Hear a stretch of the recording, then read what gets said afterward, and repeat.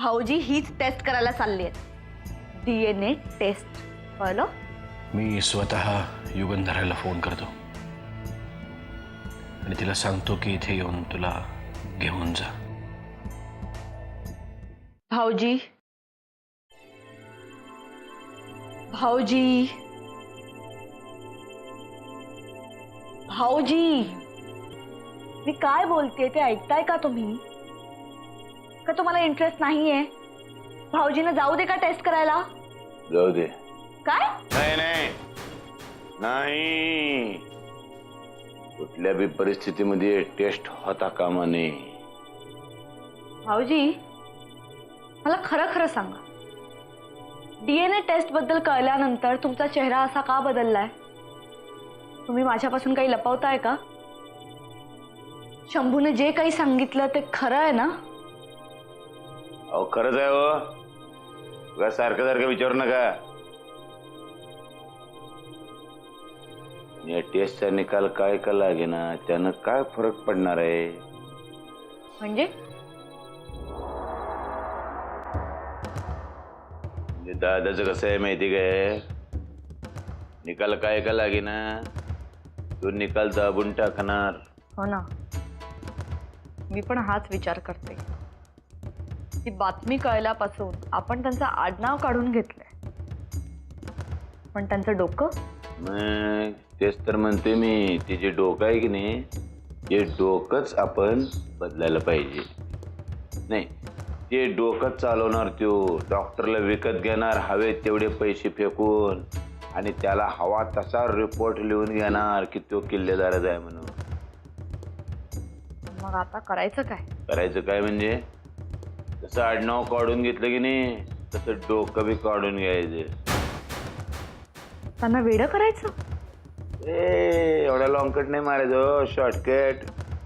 एक धोंडा घ्यायचा, डोक्यात हाणायचा, संपून टाकायचा कायमचा. मारून टाकायचं? अहो भाऊजी, पण कसं काय? जानकी नावाची संजीवनी आहे ना त्यांच्याकडे.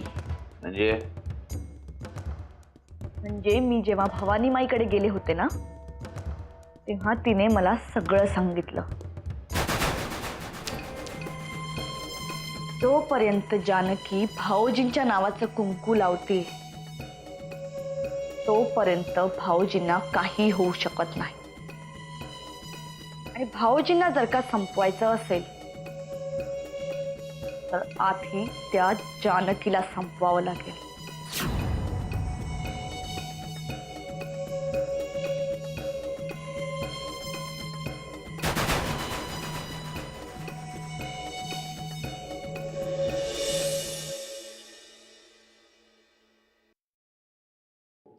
जानकी, जानकी,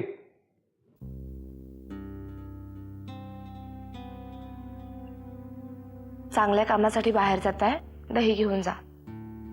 मी कुठे मनापासून चाललोय? हे सगळं कोणतरी लादलंय माझ्यावर. काहीही असू दे, पण ह्या सगळ्यामुळे घरात जे काही चाललंय ते तरी थांबेल. तुझ्यासाठी आणि आत्तेबाईंसाठी इतकं केलंय, त्यात अजून थोडं.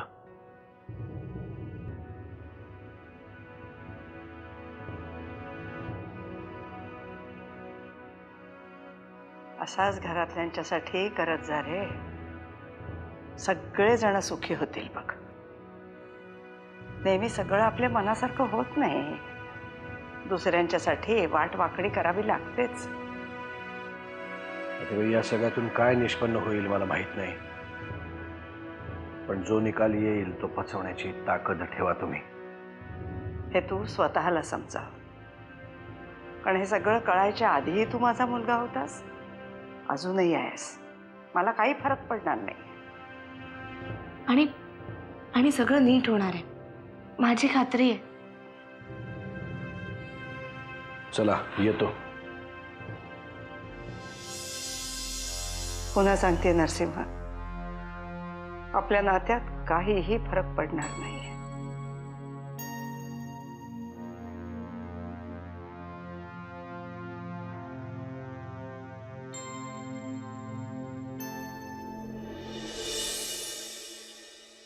हे काय एवढे तयार होऊन कुठे चाललात? खरं तर तुला माहिती आहे मी कुठे चाललोय, फक्त खात्री करून घ्यायची आहे मला विचारून, हो ना? हो मला माहिती, तुम्ही लष्कराच्या भाकऱ्या भाजायला चाललायत ना? दादाच्या कामासाठी चाललेलो आहे. म्हणून तर म्हणाले लष्कराच्या भाकऱ्या भाजायला चाललायत. त्या माणसाशी आता आपला काय संबंध आहे? जो संबंध आहे ना तो सिद्ध करायलाच चाललोय. आणि काय आहे ना, या विषयावरून इतरांची तोंड बरीच चालायला लागली आहेत, ती बंद होतील. हे बघा, मला मुळात या विषयावर बोलायचंच नाही. मला आपल्याबद्दल बोलायचंय. अरे बापरे, म्हणजे आता मी किल्लेदार आहे का नाही असाही संशय आहे की काय तुला? मला अडॉप्शन बद्दल बोलायचंय. मी बाकीची बोलणी करून आले, फक्त एकदा आपण जाऊन काही कायदेशीर बाबी पूर्ण करायच्या. अजून आहेच वाटतं तुझ्या डोक्यात हा विषय. रोज सकाळी तुझ्या डोक्यात 1000 विषय येतात, रात्रीपर्यंत विसरून जातेस तू. मला वाटलं त्यातलंच असेल काहीतरी. मला मूल दत्तक घ्यायचंय म्हणजे घ्यायचंय. अहिल्या, एके दिवशी त्या मुलाने नाही ना ऐकलं तुझं तर त्याचंही खानदान काढशील. आईपणा मनातून यावा लागतो, ईर्षेतून नाही. मला लेक्चर नकोय, एवढंच सांगा हो का नाही. समजा मी नाही म्हणलं तर मी तुम्हाला बाहेर जाऊ देणार नाही. समजा मी फक्त बाहेर जाण्यापुरतंच हो म्हणलं तर? मग तुम्हालाच काय, या घरात कोणालाही सुखाने राहू देणार नाही मी. हे तू आत्ताही करतेस. माझ्या प्रश्नाचं उत्तर मिळाल्याशिवाय मी तुम्हाला जाऊ देणार नाही. मूल दत्तक घ्यायचंय, त्याचं काय करायचं? मी जाऊन येतो. आपण संध्याकाळी या विषयावर सविस्तर बोलूया. आपला आधीच सविस्तर बोलून झालंय. तुझं सविस्तर बोलून झालंय, आपलं नाही. अजून माझं या विषयावरचं सविस्तर बोलणं राहिलंय. मी संध्याकाळी आलो की बोलू. आता घाई आहे, येतो मी. बाय.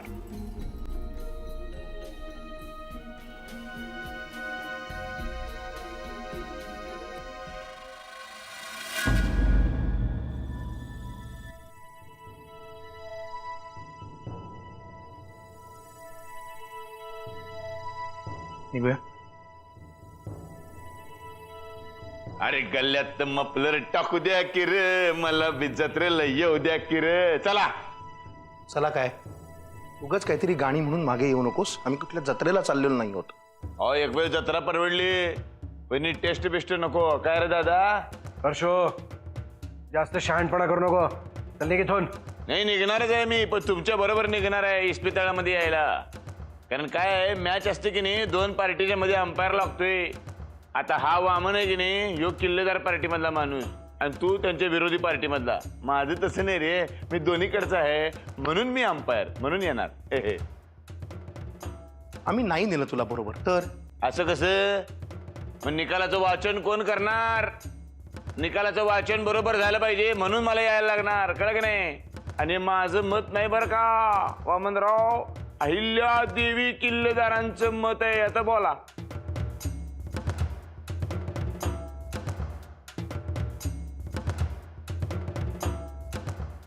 हर्षू, उगाच काहीतरी बडबड करू नकोस. आता आम्हाला जाऊ दे. हे तर काहीच नाही दादा. वर अहिल्या देवी असं म्हणल्या, नरसिंह किल्लेदार राजकीय ताकद वापरून निकाल उलटा पालटा करण्याची शक्यता आहे. त्या विश्वासातला असा एक माणूस पाहिजे, म्हणून मी येणार बरोबर. वामन, अहिल्याला खरंच काही प्रॉब्लेम असेल तर परशुला येऊ दे आपल्यासोबत. पाहिलं का वामनराव, आमचे दादासाहेब किती कणवळ आहेत, मोठ्या मनाचे आहेत. तुम्हाला काय राक्षसावाने शिंग फुटली वर? बघ, काहीही म्हण, आम्ही तुला बरोबर घेऊन जाणार नाही. कोणाला किती किंमत द्यायची ना ते नीट समजतं मला. म्हणजे मला काही किंमत नाही रे? तुला या घरात किंमत होतीच कधी? आता राहिला प्रश्न अहिल्याचा. तिला काय सांगायचं, कसं समजवायचं ते मी माझ्या पद्धतीने नीट बघीन. तू नको काळजी करूस. दादा चल.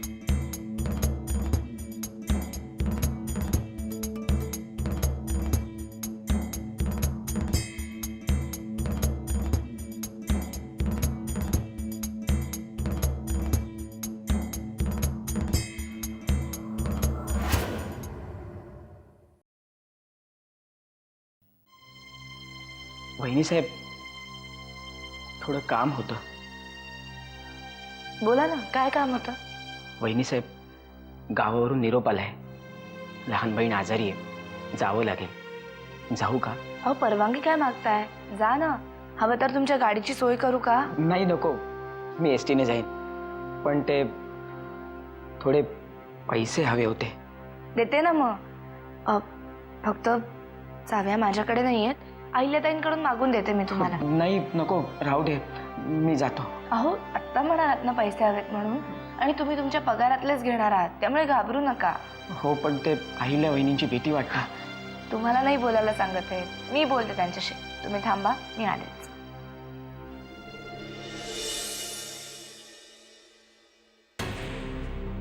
अहिल्याताई, पांडुदादांची बहीण आजारी आहे. त्यांना गावाला जायचंय. ठीक आहे, जाऊ दे. आणि थोडे पैसे सुद्धा हवे होते, प्रवासासाठी सुद्धा, आणि तिकडे हॉस्पिटलात लागले तर त्यासाठी.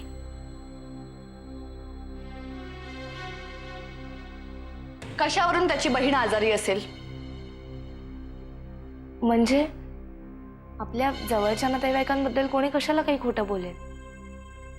अगं, नोकरांची जात ही खोटं बोलणारीच असते. जायचं असेल त्याला दारू प्यायला किंवा जुगार खेळायला. अहिल्याताई, पांडुदादा आपल्याकडे 10 वर्षांपासून काम करतायत. ते कशाला खोटं बोलतील? अरे हो, मी तर विसरलेच होते. नोकर माणसांची मानसिकता तुलाच जास्त कळणार नाही का? कारण तूही त्यांच्यातूनच वर आलीयस. अहिल्याताई, कोण कुठून आला यापेक्षा आत्ता जिथे आहे तिकडे कसं वागतं ना, हे जास्त महत्वाचं असतं. मग मी आता जिथे आहे तिथे बरोबर वागते. तसंही तुझ्या हातात कारभार असताना सगळ्यांना डोक्यावर चढवून ठेवलं होतंस. अहिल्याताई, कुणाची परिस्थिती कधी बदलेल ना सांगता येत नाही. त्यामुळे अडल्या नडल्यांना मदत करावी माणसाने. आपल्याला मदतीची गरज कधी लागेल ना ते पण माहिती नसतं. मला कोणाच्याही मदतीची गरज नाही, आणि नोकर माणसांच्यात नाहीच नाही. अहिल्याताई, पांडुदादांना पैसे आपण त्यांच्याच पगारातून देणार. जेव्हा पगाराची वेळ येईल तेव्हा पगार दिला जाईल. आणि तुला त्याच्या बहिणीची एवढी काळजी असेल ना, तर तुझ्या नवऱ्यालाच सांग पैसे द्यायला. ते घरी असे तर मी तुमच्यापर्यंत आलेच नसते. तुला जे करायचंय ते कर, पण मी कोणालाही पैसे देणार नाही, कळलं? जा आता.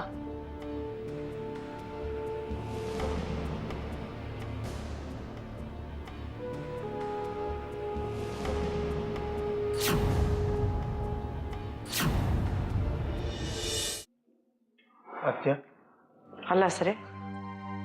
झाली तपासणी? झाली. वाकणीसांनी सगळी व्यवस्था करूनच ठेवली होती. ऐक, त्यामुळे वेळ नाही लागला फारसा. लवकर पटापटा झाली सगळी कामं. ते सगळं होणारच होतं रे, पण तरी निकाल कधी हातात मिळेल? नक्की नाही सांगता येणार, पण दादा स्वतःच बोलला त्यांच्याशी, डॉक्टरांशी. ते म्हणाले लवकरात लवकर देतो. अरे पण तरी लवकरात लवकर म्हणजे किती? माहित नाही ग, पण 4-2 दिवस लागतील. बऱ्यापैकी मोठी प्रोसिजर असते आत्या ती. परशु मागे लागला होता म्हणे तुमच्या? पण मी सुनावला त्याला तिथेच. तर आत्या तिने अहिल्याचं नाव घेतलं. मला कळत नाही आत्या, काय का अहिल्याचा तरी हा चावटपणा. बाकी कोणासाठी नाही, पण या दोघांच्या मात्र तोंडावर मला मारायचाच आहे तो रिपोर्ट. मुळीच नाही. आपण हे जे काय करतोय ते कोणासाठी तरी, कोणाला काहीतरी सिद्ध करण्यासाठी अजिबात करत नाही होत. फक्त दादाच्या समाधानासाठी हे सगळं करतोय. एकदा त्याच्या मनातली जळमट दूर झाली ना की झालं. डॉक्टर काय म्हणाले? म्हणजे इकडे तिकडे कुठे? नाही, अजिबातच नाही. डॉक्टर म्हणाले कोणाला काहीही सांगणार नाही. वामन, काय होईल रे? आत्या, काय होईल, काय होईल हा प्रश्न आपण एकमेकांना विचारून आपलंच टेन्शन वाढवतोय की नाही? हा, होईल, सगळं नीट होईल. तू नको आता काळजी करूस. मामन, तसं नाही रे.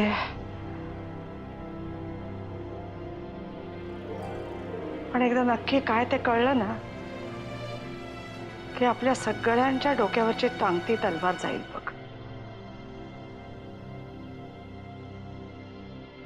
आत्या,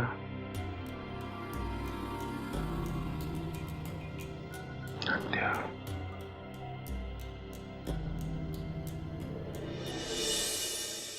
वहिनी साहेब, मला एवढे पैसे नको आहेत. पांडुदादा, आमच्या गावाला असं म्हणतात की लग्न घर आणि घरात पुढे मागे आलेला आजारपण याला फक्त पैसेच उपयोगी पडतात. ठेवा. मी थोडे थोडे करून देईन परत. ते मी विचारलंय का तुम्हाला? फक्त तुमच्या बहिणीला बरं वाटलं की मला फोन करून कळवा. आणि आणखीन पैसे लागले तरी सांगा, तुमच्यापर्यंत पोहोचते. जी.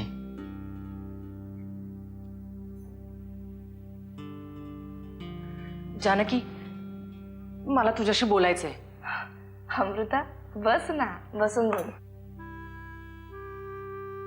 जानकी, तर तूच बाबांना समजाव ग. मला तुझ्या जवळच राहायचंय. अगं मग राहा ना. कोणी अडवलंय तुला? बाबांनीच. ते म्हणतात की आज उद्यात मी सासरी जायचं म्हणून. असं का अचानक? पण ते म्हणतायत म्हणजे नक्कीच त्यांनी काहीतरी विचार केला असणार ना. जानकी, मी तुझ्याकडे त्यांची तक्रार घेऊन आले आणि तू त्यांचीच बाजू काय घेतेयस? अगं, तुझ्या सासूबाई पण एकट्याच असतात ना तिकडे. मग अगं, पण मी तिकडे जाऊन तरी काय होणार आहे? हा, म्हणजे मी फक्त शरीराने तिथे असेन, मनाने मी इथेच असणार आहे. मग फॉर्मॅलिटी म्हणून तरी का जायचं उगाच? हे बघ, तुझी डिलिव्हरी होईपर्यंत मी इथून कुठेही जाणार नाहीये आणि हा माझा निर्णय पक्का ठरलाय. बरं, मी यांच्याशी बोलण्याचा प्रयत्न करून बघते. फक्त प्रयत्न? मनापासून प्रयत्न करते ग, बोलते. ये म्हशे, उठ. आईला जणू काही तुझ्या 7 पिढ्या गाद्यावर लोळत होते की नाही, अशी लोळत पडली असती. धनी, मागच्या 7 पिढ्यांचं काही माहित नाही, पण पुढच्या 7 पिढ्या मात्र नक्की लोळत पडणार आहेत बघा.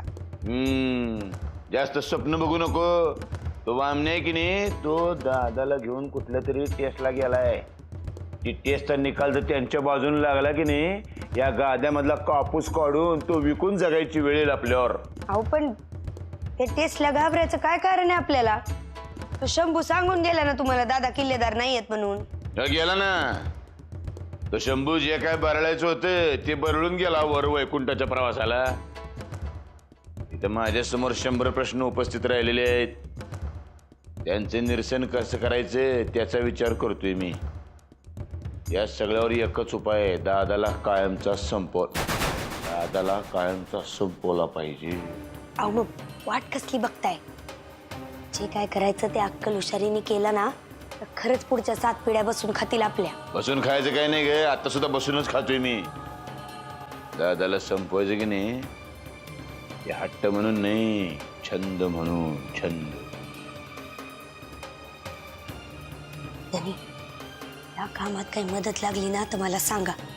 मी पण नावाजाल पुढे मला काय बायको मिळाली म्हणून. मला आता एक गोष्ट अशी कळलेली आहे की दादाचा जीव म्हणे जनकीत आहे. तिला काटा रुतलं की नाही, ह्याच्या पायातनं रगत येते, तिचा पाय मुरगाळला ह्याला दुखते. हो, मग एवढ्या मोठ्या माणसाला मारण्यापरीस हाडानी बाईला मारणं सोपं नाही का? सुमीसाठी तरी गच्चीत जायला लागलं होतं. तिचं काम तर हॉलमध्येच तमाम करू आपण. तुझ्या कुठं होतीस ग तू एवढी वर्षे? उगाच त्या अहिल्याच्या मागं फिरत राहिलो. तुझ्या मागं फिरून तुझं ऐकलंस की नाही, यवाना खजिन्याच्या चाव्यात तुझ्या कमरेवर घेऊन तू मिरवली असतीस आणि 1 तारखेला आपण पगार वाटला असता. कळलं ना आता? मग आता हे चित्र जर पुढच्या महिन्याच्या 1 तारखेला खरं करायचं असेल ना, लवकरात लवकर काहीतरी केलं पाहिजे. माझ्या कानी कपाळे ओरडत असताना शेवण मर्डर केले, आठवा करून टाका की मग. अगं बाई, बोलत राहा तू. असाच माझा उत्साह वाढवत राहा, कळलं की नाही? आणि मी जर ऐकलो नाही की नाही, घालून पाडून बोल. अपमान सहन करायची सवय झाली आहे मला. चालेल, उद्याच कामाला सुरुवात करू. काही झालं ना तर त्या जानकीला संपवायची.